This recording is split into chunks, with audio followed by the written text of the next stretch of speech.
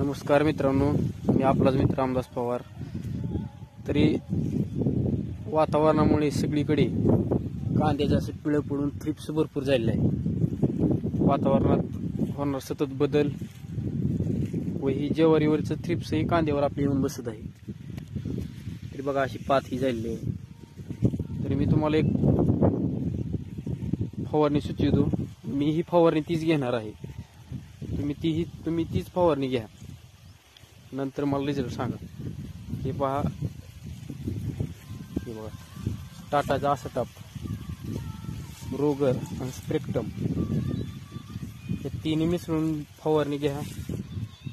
तुमचा प्लॉट 2 दिवसात रिकवर होईल.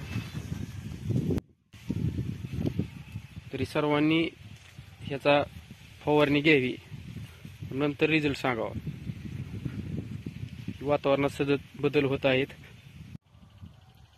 हे पहा आपला कांदा साऱ्यावर केलेला आहे आपण कांदा पूर्ण.